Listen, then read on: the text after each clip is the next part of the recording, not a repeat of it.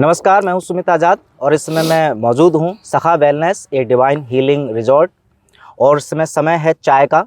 तो मेरा सौभाग्य है कि सखा जी के साथ चाय का सेवन कर रहे हैं और चाय के साथ होगी चर्चा सखा जी के साथ।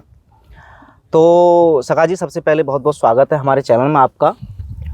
और सबसे पहला प्रश्न जो हमारे दर्शक जानना चाहेंगे कि जहां हम बैठे हैं, ये जो सखा वेलनेस डिवाइन हीलिंग रिजॉर्ट है, इसके बारे में ज़रा बताएं, ये क्या ख़ास जगह है इसकी? देखो, जैसा कि आप सब लोग जानते हैं अगर मेरे बारे में, तो आपको पता होगा कि 3 साल पहले हमने सखा वेलनेस का आरंभ किया था चंडीगढ़ से। उसके बाद ये फैलना शुरू हुआ, लेकिन हम बहुत जल्द ही महसूस ये कर रहे थे कि एक बड़ी जगह की ज़रूरत है जहाँ पे हम प्रयोगों को विस्तार दे सकें और एक ऐसा एनवायरनमेंट दे सकें जो लोगों को एक नए ढंग की थेरेपी से और नए ढंग के थेरेपी के जो ट्रीटमेंट के तरीके हैं उनसे परिचित करा सकें। तो उसी के मद्देनज़र हमने यहाँ पे ये सखा वेलनेस रिजॉर्ट जो है वो बनाया है। और इसमें आप, क्योंकि वेलनेस जुड़ा है, तो वेलनेस का मतलब केवल नहीं है कि बीमारों के लिए जी। बहुत से लोग मन से भी बीमार होते हैं, कुछ आत्मिक तल पे डिप्रेस होते हैं, तो उन सब के लिए यहाँ पे है। तो एक ही साथ एक ऐसा प्लेटफॉर्म है जहाँ पे लोग अपनी फिजिकल प्रॉब्लम्स के लिए भी आ रहे हैं, मेंटल प्रॉब्लम्स के लिए भी आ रहे हैं, स्पिरिचुअल हीलिंग, मेडिटेशन, इन सब चीज़ों के लिए भी आ रहे हैं। साथ साथ रिजॉर्ट्स का हमने नाम इसलिए दिया क्योंकि जैसे ही हम हॉस्पिटल देते हैं तो वैसे ही अचानक लोग भयभीत हो जाते हैं। 3 जगह लोग जाना पसंद नहीं करते हिंदुस्तान में मोस्टली, वो एक अस्पताल, एक आपका थाना और तीसरा कचहरी। तो मैं चाहता हूं कि कम से कम एक सेक्टर जो हॉस्पिटल सेक्टर है उसके लिए हम एक नई मिसाल पेश कर सकें कि एक नाचते गाते माहौल में लोगों को हम ठीक करने का काम कर रहे हैं जी। तो ताकि और भी हॉस्पिटल्स इससे सीखें और अपने यहाँ तब्दीलियाँ करें। बिल्कुल। तो ये हॉस्पिटल का काम करता है, लेकिन रिजॉर्ट इसका नाम दिया है। अच्छा सखा जी, जैसे अभी अगर मरीजों की बात कर रहे हैं तो यहाँ पर किस किस बीमारी के मरीजों के लिए सुविधा आपके पास उपलब्ध है? किस किस तरह के बीमारी हैं जो लोग आ सकते हैं? और उसके अलावा आपने कहा कि जो बीमार इंसान नहीं भी है वो भी आ सकता है, तो उसको क्या लाभ मिलेगा जो स्वस्थ व्यक्ति यदि यहाँ पर आता है? और कौन कौन सी बीमारी के लोग यहाँ आ सकते हैं? देखो सुमित, सबसे पहली बात यह है कि कोई भी बीमारी हो जी, हम लोगों का सीधा सा कंसेप्ट है कि पहले हम कुंडली की जांच करते हैं जी। उसके बाद बीमारी कोई भी हो, हमारी टीम एक स्टडी करती है। स्टडी करने के बाद हम उनको बताते हैं कि आपका ट्रीटमेंट हो सकता है या नहीं। आज तक के इतिहास में 3 साल में 5 मरीज ऐसे हुए हैं जिनके बारे में हमने कहा कि हम इनका इलाज नहीं कर सकते। अच्छा। और दुख के साथ कहना पड़ता है कि वो 5 लोग इस समय नहीं हैं, शरीर में नहीं है। इसका मतलब है उनकी ग्रह स्थितियां बता रही थी कि अब इलाज में इसमें समय जाया नहीं करना है। तो बाकी जितने भी तरीके के रोग हैं जो भी क्रिटिकल हैं, जिन्हें लगता है कि और किसी पैथी में नहीं कर सकते, वो हमसे संपर्क कर सकते हैं। हम अपना पूरी कोशिश करेंगे कि उनको स्वास्थ्य की तरफ ले जाया जाए जी। अब भाई बात रही कि जो लोग अभी नहीं बीमार हैं शारीरिक तल पे, वो लोगों को क्या फ़ायदा होगा? देखो सुमित, मेरा मानना ये है कि शरीर में जो बीमारियां होती हैं उस बीमारियों का कारण जो है कहीं ना कहीं हमारी आत्मा से जो हमने स्टीयरिंग ले लिया है उसकी वजह से है। अगर आप इसको समझें तो ऐसा है कि एक कार है शरीर जी, उस शरीर में आत्मा जो है वो ड्राइवर की तरह है। अब हम लोगों का जो जीवन शैली है वो जीवन शैली ऐसी हो गई है कि जिसमें हम ड्राइवर से कह रहे हैं कि तुम स्टीयरिंग छोड़ दो, तुम सिर्फ एक्सीलेटर दो और हम अपने जीवन को खुद चला लेंगे। गाड़ी खुद कह रही है हम चला लेंगे। तो अगर कोई भी ड्राइवर स्टीयरिंग नहीं पकड़ेगा और केवल एक्सीलेटर देगा तो गाड़ी एक्सीडेंट होगा ही होगा जी। पूरी दुनिया में बीमारियों के पीछे यही कारण है जी। आत्मिक रूप से स्वस्थ व्यक्ति अपने अंदर की आवाज़ सुनता है जो कि अंदर का ड्राइवर है। तो जो लोग यहाँ पे आ रहे हैं अभी बिना बीमारी के, उनको हम ये कहेंगे कि वो लोग जो हैं अपने ड्राइविंग सीट को जो है वो मजबूत रखें, स्टीयरिंग कॉन्शियस के हाथ में रहे, तो फ्यूचर में बीमार ही नहीं होंगे। अगर वो लोग मेरी बात को समझना शुरू करें तो हमारा कंसेप्ट इससे ज़्यादा इस बात पे है कि हम लोगों को ठीक करें, उससे ज़्यादा हम चाहते हैं हम लोगों को ऐसी जीवन शैली दें कि वो बीमार ही ना हो। प्रिवेंटिव एक्शन के तौर पर तैयार कर दिया। बिल्कुल। तो कौन कौन सी थेरेपी यहाँ पर अपनाई जाती है मरीजों के ठीक करने के लिए, उस थेरेपी के बारे में भी आप ज़रा डिटेल में बताएं। देखो, हम थेरेपी की अगर बात कहें तो हम 4 चीज़ों के जोड़ से ही सब चीज़ों का इलाज करते हैं जी। ये बात अलग है कि हर मरीज के साथ वो डिफरेंट तरीके से उसको यूज़ किया जाता है। सबसे पहले तो हम हाइड्रोजन को यूज़ करते हैं, ठीक है। उसके साथ साथ हम ज्योतिष से एनालिसिस करते हैं, रागा के माध्यम से लोगों की जो डिस्टर्ब हो गई एनर्जीज उनको ठीक करते हैं, और एक योग निद्रा है जिसका हम यूज़ करते हैं इसमें। तो 4 चीज़ों के जोड़ से हम किसी भी बीमारी का इलाज करते हैं, और ये सब बेस ऑफ काउंसलिंग है। ये कोई भी इसमें दवाई नहीं दी जाती, किसी भी तरीके का हम आपको डाइट वगैरह का प्लान नहीं देते, कोई एक्सरसाइज नहीं कराते, कोई योगा की आपको टेक्निक नहीं कराते। सिंपली आप एक रिक्लाइनर्स पे, एक चेयर पे बैठ के उसको लेते हैं, जो टाइम होता है उसकी पंक्चुअलिटी होती है, और मात्र इसी चीज़ों से हमारे मरीज ठीक होते हैं। बहुत शानदार। चाय भी साथ में पीते रहिए सखा जी। और अब देखिए, हमारे अगर भारत की बात करें तो चूँकि एलोपैथी वर्सेस बहुत सारी पद्धतियाँ हैं, मतलब एलोपैथी के अलावा कोई ट्रीटमेंट किया जाता है तो उसकी एक नाम होता है, जैसे कुछ नेचुरोपैथी हो गई, आयुर्वेदा हो गई। अगर हम अपने जो ट्रीटमेंट आप करने का तरीका है, इसको कौन सी पद्धति के अंतर्गत बोला जाए? असल में अगर मैं इसको किसी के तहत बोलना गलत है, हाँ, मैं इसको बियॉन्ड थेरेपी बोलूँगा। अच्छा, अगर बोलना ही पड़े तो इसको मैं बियॉन्ड थेरेपी बोलूँगा, क्योंकि इसमें जो हम हाइड्रोजन का यूज़ कर रहे हैं वो हाइड्रोजन फर्स्ट मॉलिक्यूल है जो कि ब्रह्मांड में आया था। ये वैज्ञानिक प्रमाण है कि दुनिया में पहला जो मॉलिक्यूल आया वो हाइड्रोजन है। तो हम अगर सॉफ्टवेयर की लैंग्वेज में बात करें तो जब कोई व्यक्ति सॉफ्टवेयर प्लान करता है किसी सिस्टम में, तो सॉफ्टवेयर को सब पता होता है कि आगे का काम करना कैसे है। उसी तरीके से हम इस मॉलिक्यूल को अगर धार्मिक दृष्टिकोण से देखें तो ऐसा देखें, परमात्मा ने जब जगत का निर्माण का ठेका दिया कि आप जगत का निर्माण करना है, तो जो पहला मॉलिक्यूल था उसमें सारी प्रोग्रामिंग थी कि पूरी दुनिया को होना कैसे जी। इसीलिए जब जापान में वैज्ञानिकों ने इस पे काम किया तो उन्हें पाया कि ये मॉलिक्यूल जो है वो इंटेलिजेंट मॉलिक्यूल है जी। ये सुनता समझता है, ये कोई ऐसी दवाई नहीं है जो सब पे दे दी और असर करेगी। ये मॉलिक्यूल जो है वो व्यक्ति के बिहेवियर्स पे काम करता है, और इसीलिए ये बियॉन्ड हो गया। इसीलिए ये एक तरीके से परमात्मा की ऊर्जा ही है जो ठीक कर रही है।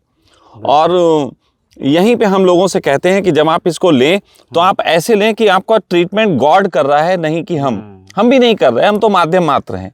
आपका ट्रीटमेंट डायरेक्ट गॉड कर रहा है। अब इसको फिर बियॉन्ड ही कहा जा सकता है। अच्छा, तो लेकिन जिस हाइड्रोजन की आप बात कर रहे हैं, ये एलिमेंट पहले से बॉडी में होता है, और जो भी कुछ जैसे पानी भी पीते हैं हम या अन्य कुछ चीज़ों का सेवन करते हैं, तो ये प्राकृतिक रूप से जब हमारे बॉडी में पहले से मौजूद होता है, तो फिर आप अलग से देने की क्या आवश्यकता? देखिए, प्राकृतिक रूप से ये मौजूद है, तो आप इसको अगर समझना चाहें तो ऐसे समझें जैसे आज से कुछ लाख साल पहले पृथ्वी पे जब जीवन का आरंभ हुआ तो डायनासोर हो गए जी। तो क्या आपको लगता है कि अगर हमें कोई ऐसा ग्रह मिल जाए जहाँ पे पानी हो और वहाँ पे हम अमीबा को डाल दें तो वहाँ डायनासोर ही बनेंगे? ये जरूरी बात है? ना, सही बात है। हो सकता है कोई और बन जाए। तो असल में होता ये है कि जब सेल आगे जर्नी करता है तो उसको एक प्रोग्रामिंग के साथ साथ विचार की भी जरूरत होती है कि वो किस दिशा में काम करे जी। तो आप सबके शरीर में हाइड्रोजन है। आप जो पानी ले रहे हैं उसमें पीएच जो बोला जाता है वो पोटेंशियल ऑफ हाइड्रोजन ही है। और इसीलिए हम सबको जो बताया गया ना कि हम लोग ऑक्सीजन को प्राणवायु बोलते हैं, गलत है। प्राणवायु असल में आपकी हाइड्रोजन है, ये है प्राण। तो अब हमने क्या किया है कि जब आपके शरीर में रोग है और आपके शरीर में हाइड्रोजन भी है, लेकिन ये हाइड्रोजन उस रोग को डायरेक्ट सपोर्ट नहीं कर रहा, उसके पीछे रीजन है कि आपकी विचार पद्धति। तो हम लोग रागा के माध्यम से आपके माइंडसेट को इस तरीके से क्रिएट करते हैं कि आपका माइंडसेट पिन पॉइंट जो हमारा ऑर्गन खराब है उस पे जाके काम करे। फॉर एग्जाम्पल, लोग कहते हैं रागा क्या कर सकता है, तो जैसे मैं आपसे कहूं कि मैं ढोलक बजाऊं, तो ढोलक पे आपके शरीर के अलग अंग हिलेंगे। बिल्कुल। सितार हम बजाएंगे तो अलग तरीके से करेंगे, फ्लूट बजाएंगे तो अलग हिलेगा। तो उसी तरीके से रागा के कंसेप्ट हैं कि हम कौन से ऑर्गन को हील कर रहे हैं। अब जैसे हम आपके यहाँ पे थोड़ा अगर चुटकी लें तो फिर आपके यहाँ पे दर्द होगा और आपकी पूरी चेतना यहाँ पे आ जाएगी। बिल्कुल। तो आपके शरीर में एक तरफ हम हाइड्रोजन देते हैं, दूसरी तरफ रागा के माध्यम से जो आपके ऑर्गन्स होते हैं उनको एक्टिव करते हैं, फिर वो रागा अपनी तरफ हाइड्रोजन को लेते हैं और वहाँ पे जाके हीलिंग की प्रक्रिया आरंभ होती है। बिल्कुल। अच्छा, आपने 4 पार्ट चूँकि बताए थे, तो उसमें शुरुआती दौर में आपने बताया कि ज्योतिष से हम शुरू करते हैं, तो आप पहले से ही पेशेंट की जो भी कुछ उसकी हिस्ट्री एनालिसिस करते हैं। अभी तक सक्सेस रेशियो की अगर हम बात करें तो कितना मिला है कि आपने पहले तो कह दिया ज्योतिष दे करके कि हाँ इनका इलाज हो सकता है, और बाद में पता चला कि वो ठीक नहीं हुए हों, तो अगर इसके सक्सेस रेशियो की बात करें देखिए, कितना है? पहली बात तो ये है कि हम लोगों का जो एनालिसिस करते हैं उसमें संभावना देखते हैं कि संभावना इनके ठीक होने की कितनी है ज्योतिषी ग्रहों के हिसाब से। तो उसमें संभावना के हिसाब से हम किसी व्यक्ति को बता सकते हैं कि 6 महीने 8 महीने का वक्त लगेगा, आप ठीक हो सकते हैं, 21 दिन का या 2 साल का भी लोग ऐसे पीरियड में ले रहे हैं जी। तो उसमें हम आपको ऐसे बता रहे हैं कि आप सहारनपुर स्टेशन पे बैठे हैं और यहाँ पे अगर आप ट्रेन में पकड़ेंगे ट्रेन को तो 36 घंटे बाद आप मुंबई पहुँच जाएंगे जी। लेकिन इसका मतलब कोई ये समझे कि अब तो 36 घंटे बाद मुंबई पहुंच जाएंगे और सहारनपुर स्टेशन पे ही आंख बंद करके बैठ जाए, तो 36 घंटे बाद वो आंख खोलेगा सहारनपुर में ही होगा। तो वो पूरा प्रोसेस है। हमारी स्टडी ये कहती है कि जो हमारी थेरेपी है और जो उनकी ग्रहों की स्थिति है, उन ग्रहों को अगर मैच कराया जाए अपनी थेरेपी से तो इतना वक्त लेके वो ठीक हो सकते हैं। अच्छा। अब आप बोलते हैं रेशियो की बात, तो हमने देखा है कि 95% केसों में हमें सफलता मिली। अच्छा, बहुत बढ़िया। अब वो 5% केस में सफलता नहीं मिली, उसके जब हमने कारण पे वॉच किया तो वॉच ये किया कि लोग एक साथ कई थेरेपी का यूज करने लगते हैं। अच्छा। जैसे कि मैं आपसे कहूँ, कोई व्यक्ति को हमने दी, उसे कहता है अरे अमित जी की हम दवाई ले रहे थे, अब डॉक्टर साहब पे भी हमें विश्वास है तो हम वो भी गोली ले रहे हैं। तो एक साथ आप कई थेरेपी का अगर यूज करते हैं किसी भी थेरेपी में, अच्छा। तो फायदे खत्म हो जाएंगे। क्योंकि ज्योतिष शास्त्र भी ये कहता है कि कुछ ग्रह हैं जो कि गुरु ग्रह हैं और हमें मदद करते हैं। उन गुरुओं की खासियत है कि जब वो किसी शिष्य पे काम कर रहे होते हैं तो वो किसी दूसरे ग्रह, उसकी गुरु की विचारधारा को पसंद नहीं करते। आप देखिए, शनि ग्रह भी जो है वो धार्मिक बोला जाता है और बृहस्पति भी, लेकिन दोनों की विचारधारा डिफरेंट है। तो जो लोग कई थेरेपी का एक साथ यूज करके जल्दी ठीक होने की कोशिश करते हैं, उनके साथ फिर गड़बड़ होती है और वो पूरे तरीके से ठीक नहीं हो पाते। तो हम लोगों को पहले ही सलाह देते हैं कि अगर आप हम पे विश्वास करते हैं तो पूरा ही विश्वास करें और तभी आपको लाभ होगा। बिल्कुल। तो ये जो आपकी चाय पीते रहिए सखा जी, तो अब चाय ठंडी करवा दी थी इधर तुमने, लंबी बात करके। चाय ठंडी हो चुकी है लेकिन बातें गर्मा गर्म होंगी अभी और जी। तो जैसा कि आपने बताया कि एक खास, चूंकि ये सबसे खास बात मुझे ये लगी इस थेरेपी की कि जो आपने शुरुआत में बोला था कि ना कोई डाइट, ना कोई व्यायाम और ना ही कोई अलग से जो बाकी के अन्य भारतीय पद्धतियों में डिसिप्लिन होता है जी, तो कोई डिसिप्लिन ना होते हुए भी इस थेरेपी से कुछ बताएं कि कौन अभी तक जो सक्सेस बहुत बड़ी बड़ी मिली है, जो हमारे दर्शकों के साथ अनुभव, कुछ सक्सेस स्टोरी कि बड़ी बड़ी बीमारियां जो आपने अभी तक सफलतापूर्वक ठीक की हों और वो भी स्वस्थ हों। हमने कैंसर के 4th स्टेज के लोगों को ठीक किया। अच्छा। उसके अलावा एक सीपी प्रॉब्लम होती है जी, उसके कई आज तक रिकॉर्ड नहीं है कि डॉक्टर्स ने ठीक किए हों। हमने सीपी के ठीक किए, हमारे पास उसके रिकॉर्ड मौजूद क्या है। बीमारी होती है ये सेल्युलर पाल्सी करके है, जिसमें बच्चे जो हैं वो ऐसी अवस्था में पैदा होते हैं जिनको एक दिमागी बुखार होता है और वो शरीर उनका बिस्तर पे ही बढ़ता है और वो चल फिर नहीं पाते। तो ऐसे बच्चों को हमने ठीक किया, उसके रिकॉर्ड मौजूद है हमारे पास बाकायदा डॉक्टर के सिग्नेचर के साथ कि हाँ अब ये बच्चा ठीक हो चुका है। अच्छा। उसके अलावा आईवीएफ पे काम किया कि जिनको आईवीएफ के लिए सजेस्ट कर दिया गया था, बेबी नहीं हो रहे थे सालों से, 10 साल से, उनको हमने थेरेपी से गुजारा और उनकी नॉर्मल बेबी हुए, नॉर्मल डिलीवरी तक हुई जी। राइट नाउ भी हमारे पास अभी सुबह ही एक पेशेंट का आया। तो वो पेशेंट जो हैं उन्होंने 3 महीने पहले थेरेपी हमारी जब स्टार्ट की थी तो उनको एक ओवरी निकल गई थी और साथ ही साथ उनकी एक ओवरी में जो थे मल्टीपल पॉलिप्स थे, जिसकी वजह से वो कंसीव नहीं कर पा रहे थे। ये कई सालों से प्रॉब्लम थी, वो कंसीव कर चुके हैं बहुत बढ़िया और एक हेल्दी बेबी को जो है जन्म देने की तरफ बढ़ रहे हैं। तो जब वो दे देंगे हम उनसे मांग करेंगे कि वो उसको हमें इंटरव्यू दें। उसके अलावा देखिए पाइल्स और ये छोटी मोटी जो बहुत सारी बीमारी हैं, ऑर्थराइटिस वगैरह, ये तो बहुत सारे हम केसेस कर चुके। लेकिन जो आपने बड़ी बीमारियां पूछी, उन बड़ी बीमारियों में हम कई बीमारियों पर काम किए। सिर्फ एक अभी तक ऐसा ऑर्गन है जिसपे हम काम नहीं कर पाए सफलतापूर्वक। प्रयास चल रहा है क्योंकि 1-2 पेशेंट हैं जो अभी भी उस पर काम कर रहे हैं। वो है आँख। अच्छा। आँख के ऊपर अभी हमें थोड़ा टाइम लग रहा है कि आँख की जो दिक्कतें हैं उनके लिए हम कितने सफल तरीके से काम कर सकें। लेकिन जाहिर सी बात है, देखिए एक प्रयोग का विषय है, तो जैसे जैसे क्लाइंट्स हमारे पास आएंगे हम उन पे भी प्रयोग करके देखेंगे और फिर आगे आपको बताएंगे उस। अच्छा, एक और समस्या जो खासकर इसलिए और ज़्यादा विशेष है क्योंकि उस समस्या की जो दवाई गोलियां ज़्यादातर लोग छुप छुप करके करते हैं, वो है सेक्सुअल प्रॉब्लम्स। जी। तो सेक्सुअल प्रॉब्लम्स को लेकर के इस थेरेपी के क्या का अभी तक बहुत अच्छे, बहुत अच्छे। मैं आपको सच बताऊं, सेक्सुअली प्रॉब्लम जो लोगों के बीच होती है, अगर हम ग्रहों की बात करें तो हमारे में एक ग्रह पाया जाता है शुक्र।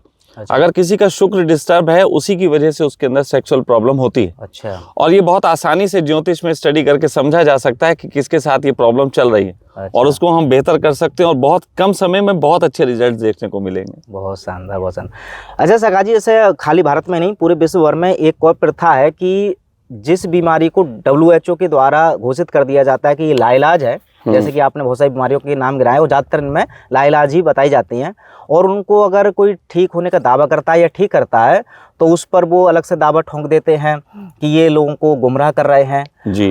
तो ऐसे में अभी तक क्या आपको यही परेशानी आई है, और इस बारे में क्या कहेंगे फिर?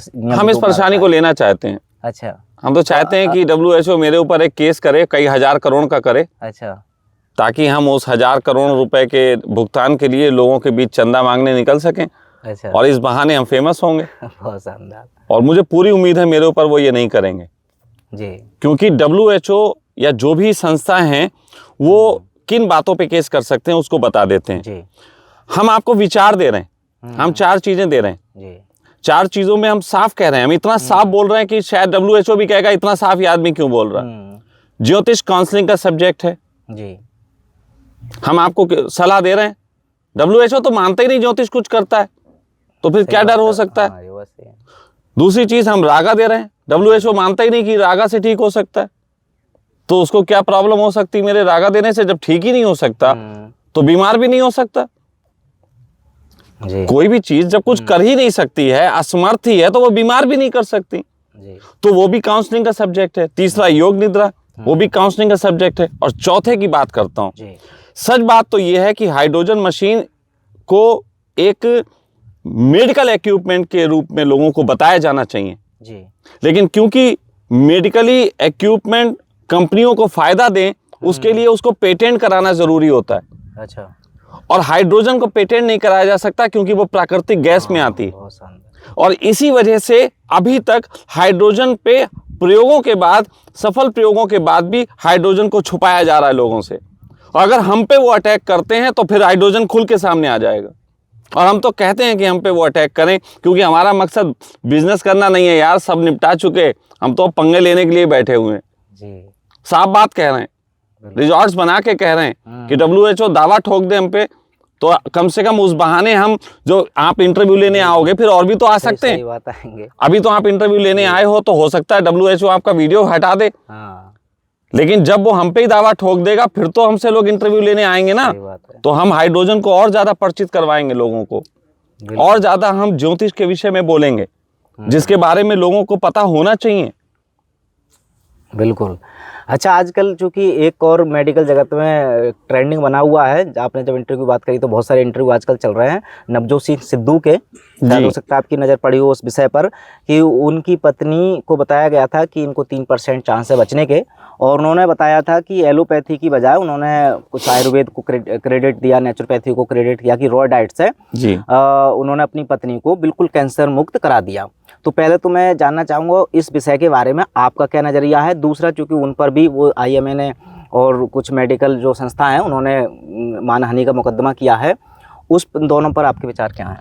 देखिए, मेरा विचार सिर्फ इतना है कि सिद्धू जी ने जो अपनी पत्नी के साथ किया तो वो शिद्दत से किया, और शिद्दत भी एक चीज होती है। अच्छा। कोई आदमी बहुत संकल्प के साथ और मन से करे तो उसका एक अपना प्रभाव होता है। होता क्या है कि हम दवाई पे विश्वास अगर नहीं करते तो दवाई भी काम नहीं कर सकती। तो सिद्धू जी ने जो किया, अगर वही सब लोग करें और ठीक हो जाएं, तब तो ये मेडिकल साइंस है जी। लेकिन हम अगर ज्योतिष की बात कहें तो ज्योतिष में स्टडी इस बात की होती है कि कई ऐसे लोग होते हैं जिनके अंदर कुछ ग्रहों की स्थितियां ऐसी होती हैं कि अगर वो किसी चीज पे अपना विश्वास जता दें जी। तो चमत्कार होते हैं। जैसे मदर टेरेसा ने किसी के सर को सहलाया और उसकी आंखें ठीक हो गईं। जी। अब मदर टेरेसा के हाथ में ऐसा नहीं कि वो सबकी आंखें ठीक कर दें, लेकिन उस व्यक्ति की हीलिंग एनर्जी ऐसी है कि यदि वो किसी संत पे या किसी व्यक्ति पे विश्वास जताता है और वो दोनों कनेक्ट होते हैं तो वो चमत्कार हो जाएगा। यही चीज मैं कह रहा हूं, हमारे पास आप जब पूछ रहे हैं कि आपने कैंसर ठीक किए, इसका मतलब अब कैंसर वाले सब आ जाएं और वो बोले हमें भी ठीक कर दो, तो मैं कहूंगा पहले हम आपकी स्टडी करेंगे। आपका कैंसर अलग है, आपकी उम्र अलग है, आपका बिहेवियर्स अलग है, आपका खान पान अलग है, तो सब चीजों की स्टडी के बाद पता लगेगा कि आपको हम कितना ठीक कर सकते हैं। प्रॉब्लम ये है कि हमने दुकानों पे एक ऐसा समझ लो कि एक प्रचार का युग चल रहा है, एक दवाई रख दी कि ये दवाई इसको ठीक करती है, हर आदमी उसको खा रहा है जी। ये गलत है। ये चाय भी हमें आपको अच्छी लग सकती है लेकिन किसी को गैस बना देती। सही बात है। अब हम लोग कहें कि चाय सब लोग पीने लगो, हमें ये ज्योतिष से यही सीखने की जरूरत है कि यहाँ जितने लोग बैठे हुए हैं ये सब लोग जो हैं वो अद्वितीय हैं और अपने अपने तरीके से डिफरेंस हैं। दो अंगूठे के निशान एक जैसे नहीं होते, सही बात। दो कुंडलियां एक जैसी नहीं होती, तो दो व्यक्ति एक जैसे कैसे हो सकते हैं। हमें हर व्यक्ति को अलग ढंग से ट्रीट करना पड़ेगा, ऐसा मान के कि ये अपने में अलग है जी। तब जाके उसके हिसाब से साइंस तैयार होती है। आप मेरी साइंस को ऐसा ना समझें कि कोई भी आता है बस एक ही तरीके की चीज दे दी, नहीं, हर व्यक्ति को हम अलग ढंग से ट्रीट करते हैं, इसीलिए उसके रिजल्ट्स हैं, हर व्यक्ति पे रिजल्ट्स हैं। बिल्कुल। तो सिद्धू जी की जो घटना है, मैं कहना चाहूंगा कि उस पे बाकायदा शोध का विषय है। 50 ऐसे मरीज लिए जाएं, उन पे बिल्कुल वही करके देखा जाए। यदि 50 पे वो ठीक हो रहा है तो निश्चित ही वो विज्ञान जैसा है कि सभी लोग टीवी ले लें और चला लें जी। लेकिन अगर 50 में से 10-20 ठीक होते हैं और बाकी नहीं होते हैं तो ये ज्योतिष घटना है। बिल्कुल। अच्छा, तो चूंकि आपने बताया और मैंने इवन आंखों से देखा भी है, बहुत सारे टेस्टिमोनियल पेशेंट के देखे, तो इसकी सफलता तो बहुत ज़्यादा मिल रही है आपकी थेरेपी की। बट जो इस वीडियो के माध्यम से या किसी माध्यम से आपको जानेंगे और इस थेरेपी के बारे में, तो कुछ ऐसे लोग जो पहले से कोई चिकित्सा केंद्र चला रहे हैं, कुछ हॉस्पिटल चला रहे हैं, वो भी अगर इस थेरेपी को अपने में ऐड ऑन करना चाहें तो उनके लिए कोई तरीका आप बता सकते हैं? देखिए, मैं आपको एक चीज़ बताता हूँ और ये बहुत समझने वाली बात है जी। एक ही तरीके की शिक्षा MBBS के लिए हुए भी 100 डॉक्टर होंगे, उनमें से कोई 2-3 डॉक्टर होते हैं जिनके हाथ में शफा होता है। एक शब्द है शफा जी। शफा क्या है? ज्योतिष कहता है कि यदि किसी व्यक्ति का बृहस्पति अच्छा है, एक अच्छी स्थिति में बैठा है, उसके साथ साथ केतु अच्छा है और साथ ही साथ चंद्र अच्छा है, ये 3 ग्रह मिलके किसी भी व्यक्ति को हीलिंग पावर देते हैं। अच्छा। यदि इस विधि को आगे बढ़ाने के लिए वो हीलिंग पावर्स नहीं है तो वो व्यक्ति कुछ नहीं कर सकता। अच्छा। जैसे मैं हर क्लाइंट के साथ पर्सनली अटैच्ड होता हूँ, उसकी थेरेपी से, उसके जो भी दिए जा रहे हैं नियम, तब जाके उस पर असर होता है। कई बार हमारे यहाँ ऐसा प्रयोग के रूप में हमने करके देखा कि हमने कहा चलो हम नहीं बताते, इस प्रयोग को आप लोग बता के देखो। अच्छा। तो हमारे ही सखा परिवार के और बच्चों ने जब उसको किया तो वो असर नहीं आए। अच्छा। थेरेपी वही है, असर नहीं दे रही क्योंकि उसके पीछे शफा नहीं था। तो मैं ये कह सकता हूं कि यदि कोई लोग हमसे संपर्क करते हैं कि वो ये करना चाहते हैं तो हम उनकी पहले कुंडली स्टडी करेंगे। अच्छा। यदि उनके अंदर वो शफा वाले गुण पाए जाते हैं तब हम उनको आगे बढ़ाएंगे, नहीं तो ये आगे बढ़ाने के लिए इस ढंग से नहीं है।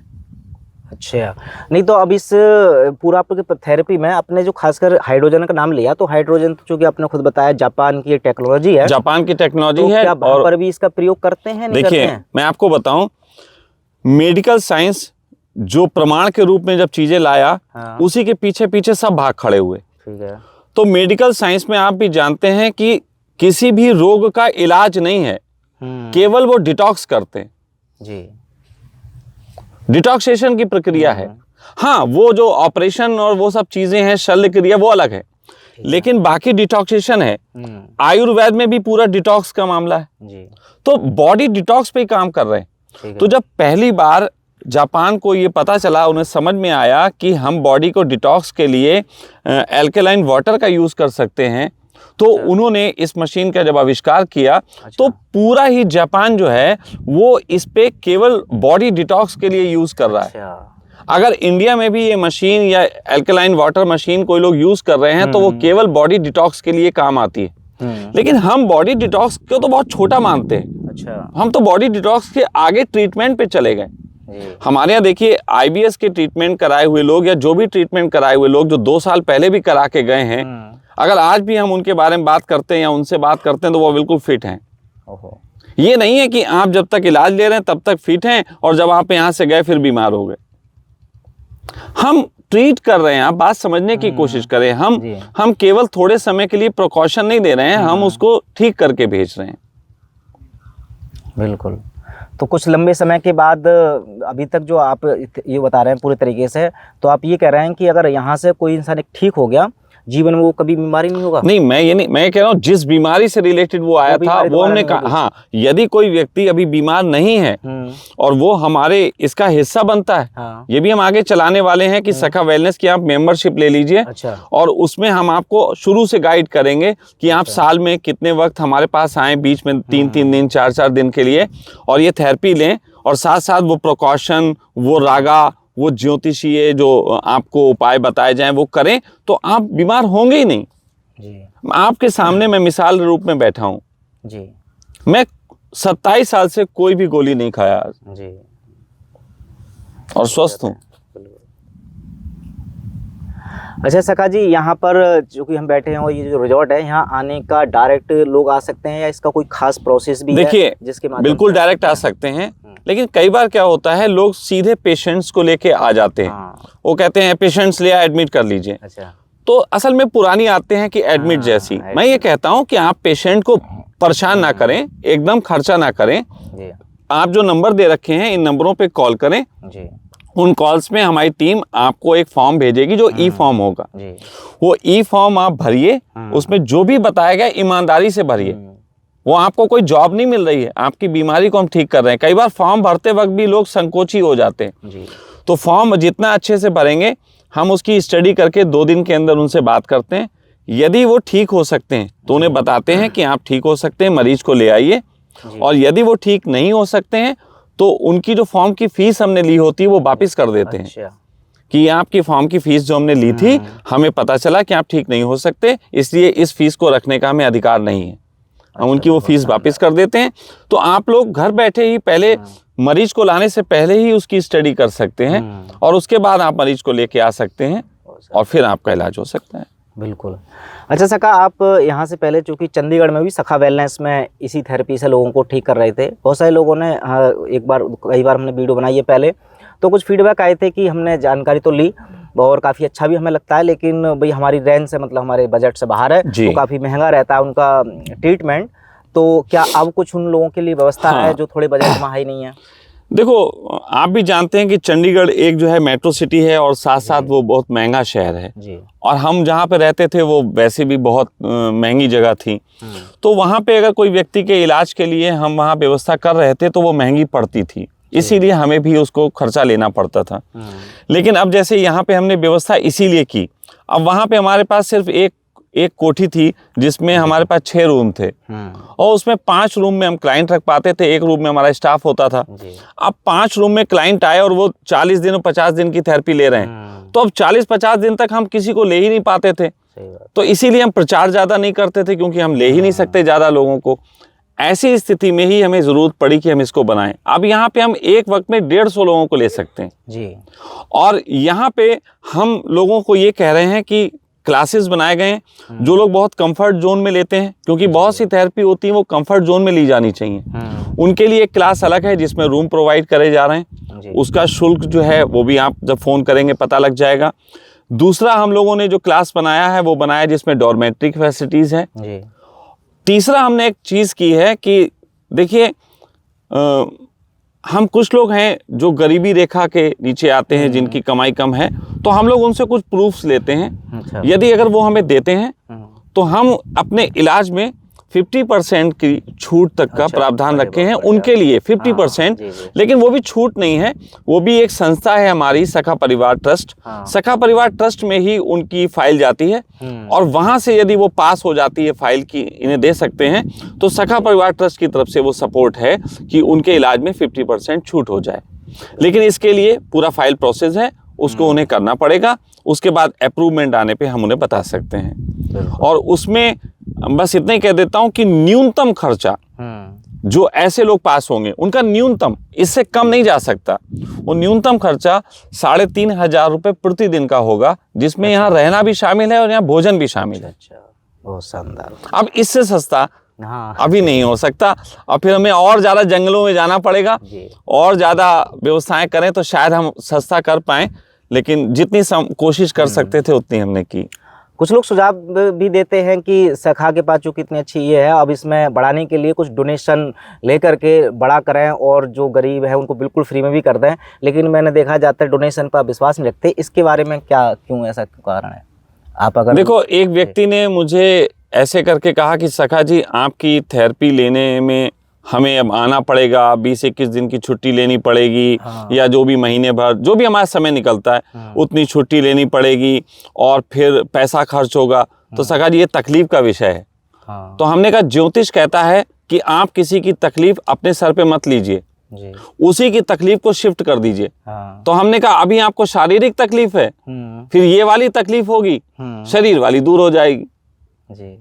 इसीलिए हम इसको दान पुण्य के तरीके से नहीं चलाते, उस व्यक्ति को ही वो भोग करना पड़ेगा।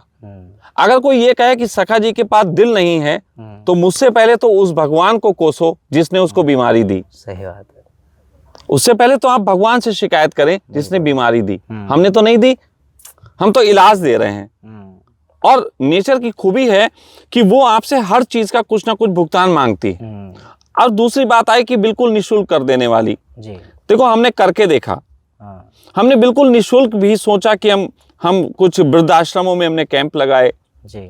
मालूम है आपको, अंदर चारपाई से उठ के और थेरेपी रूम तक आने में भी उनको लगता था कि जैसे बहुत बड़ा काम करवा रहे हैं हमसे। निःशुल्क की तो कोई इज्जत नहीं। ये भारत देश के साथ बड़ा दुर्भाग्य है, यहाँ निःशुल्क पे बड़ा जोर दिया जाता है, लेकिन यहाँ शुल्क रहे हैं। जी। शुल्क की प्रक्रिया रही है, वो कई तरीके से होता है, श्रमदान के रूप में, कई चीजों के रूप में। अब अगर हम किसी से कहें कि उसका बेटा रिक्शा चलाता है जी। और उसके पिता को बीमारी है, हम उससे कहें कि ठीक है, हम तेरी बीमारी 21 दिन ठीक करेंगे, लेकिन उसके बदले में तुझे 3 महीने हमारे यहाँ निःशुल्क रिक्शा चला के सारे लोगों को निःशुल्क करना पड़ेगा, वो करेगा? नहीं करेगा। तो जब तुम निःशुल्क नहीं कर सकते तो हमसे भी मांग ना करो। बिल्कुल। अच्छा सखा जी, ये चूँकि अब हेल्थ की बात चली रही है, आप से बात हो रही थी, एक विषय बड़ा अच्छा मुझे लगा जिसके बारे में चाहता हूँ ऑडियंस भी जाने। आजकल चूँकि ट्रेंड है पानी को लेकर के कि ज़्यादा अच्छा पानी कौन सा हो, तो उसमें आता है एल्कलाइन वाटर। एल्कलाइन वाटर में कोई उसमें कहता है कि घड़े में खीरा डालो, कई तरह की कच्ची सब्जियाँ डाल लो, उस पानी को पियो तो आपकी 80% 90% बीमारियाँ दूर हो जाएंगी। ये जो एल्कलाइन पानी है, इसके बारे में आप कुछ अलग बता रहे थे, वो जरा हमारे ऑडियंस को बताइए, क्या सच्चाई है इसकी? देखो, पानी में 2 चीज़ें होती हैं, एक TDS जी और एक pH लेवल। बिल्कुल। तो जब आकाश से पानी गिरता है तो उसमें TDS 0 होता है, कुछ भी नहीं होता है, 0 TDS होता है। ठीक है। आकाश से जब पानी गिरता है 0 TDS होता है। तो वो पानी जहाँ पे गिरता है तो वहाँ पे जो भी चीज़ होती है उसके तत्व वो खींचता है और तब उसमें TDS पैदा होता है। तो यदि वो पानी जो है मिट्टी में गिरेगा तो मिट्टी के तत्व ले लेगा, यदि वो पानी किसी शीशे की बोतल में गिरेगा तो शीशे के तत्व ले लेगा, किसी प्लास्टिक के अगर डिब्बे में गिरेगा तो प्लास्टिक के तत्व लेगा, वो TDS होता है। अभी दूसरा pH होता है, तो pH लेवल जो है वो बढ़ाने के अलग उपाय हैं। सबसे पहली बात समझते हैं TDS की। अगर हम किसी को बोलें कि ये आपका पानी है और इस पानी में आप ये नींबू डाल दीजिए, ये खीरा डाल दीजिए और फिर ये पानी 24 घंटे रखिए और फिर आप इसको पीजिए, इसका मतलब हम उससे कह रहे हैं कि पानी में TDS में हम खीरे के गुण, हम नींबू के गुणों की बढ़ोतरी करेंगे। लेकिन ये कौन बताएगा कि वो नींबू जो है वो पेस्टिसाइड वाला नहीं है और खीरा वो पेस्टिसाइड वाला नहीं है?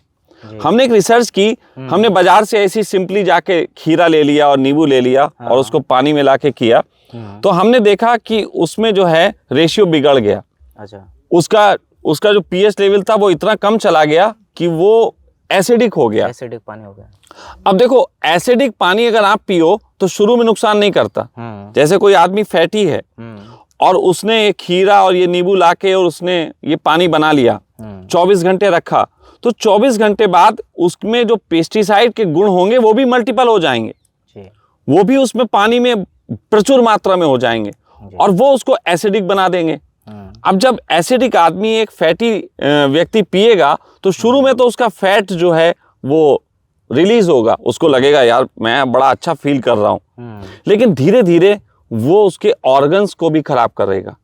जैसे आप देख लीजिए कि अभी जल्दी ही वो आया था जो ब्रूसली का केस। तो ब्रूसली के केस में ये था कि ब्रूसली को पानी में ये पता चला कि पानी में सबसे अच्छी पावर मिलती है। तो जब वो एक्सरसाइज करता था तो उसने समझ लिया कि पानी पीने से कुछ एनर्जी आती है। अब ये एनर्जी तो वही हाइड्रोजन की है, लेकिन बाया वाटर ले रहा था वो, तो वो पानी को एक्सेस पीने लगा।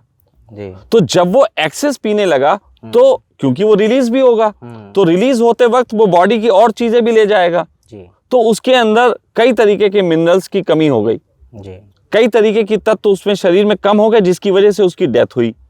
तो किया अच्छा काम था, रिजल्ट बुरे आए। उसी तरीके से यदि आप ये जो अल्कलाइन वाटर जो बना रहे हैं, या तो आप उसकी टेस्टिंग करा लीजिए कि वो जो आप लेके आते हैं बाजार से चीजें, उसमें आपको किसी भी प्रकार का जो है वो पेस्टिसाइड नहीं है, तो आपके लिए बहुत बढ़िया है। अच्छा। आप उसको यूज करिए। लेकिन यदि उसमें पेस्टिसाइड है तो शुरू में तो आपको फायदा फील हो सकता है, लेकिन एक समय बाद वही आपको बीमार करने का कारण बनेगा। अच्छा।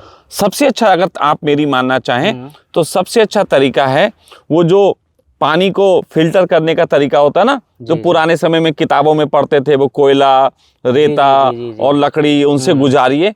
तो कायदे में आप अपने घर में वैसा पानी बनाइए और फाइनली उसे एक मटके में रखिए। अच्छा। क्योंकि मटके में मिट्टी है। मिट्टी में सभी पोषण तत्व हैं, तो वहां पे वो जो वाटर होगा वो मिट्टी के पोषण तत्व लेगा और वो बिल्कुल सही है। आपको ना खीरा खरीदने की जरूरत है, ना कुछ भी खरीदने की जरूरत है। आप अपने घर में एक 7 लेयर वाटर की बना के और मटके रख के उसका प्रयोग कर सकते हैं, अगर करना चाहते हैं तो। जी, बहुत शानदार।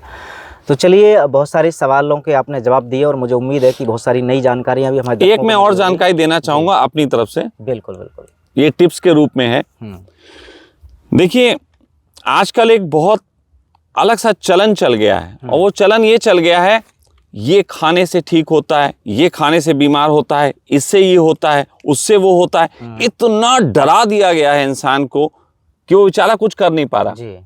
अब अगर कोई आदमी बाबा रामदेव की माने कि 1 घंटे योग करना चाहिए, और फिर किसी और बाबा की माने कि ये नहीं खाना चाहिए, फिर किसी और बाबा की माने कि उसे ऐसी ऐसी सात्विक जीवन को अपनाना चाहिए, तो भाई हम इस दुनिया में आध्यात्मिक तल पे कहा जाता है हम यहाँ विचरण करने आए हैं, हम जानने आए हैं, तो हम यहाँ घूमने फिरने का मजा लें कि यहाँ डरने का मजा लें।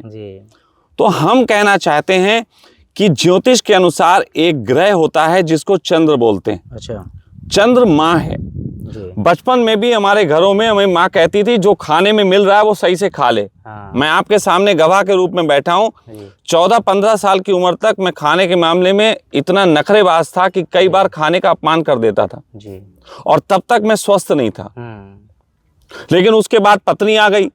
अब पत्नी के सामने तो अपमान नहीं कर सकते, 17 साल की उम्र में पत्नी आ गई थी। अच्छा। तो पत्नी ने जो दिया खा लिया, स्वस्थ हो गए।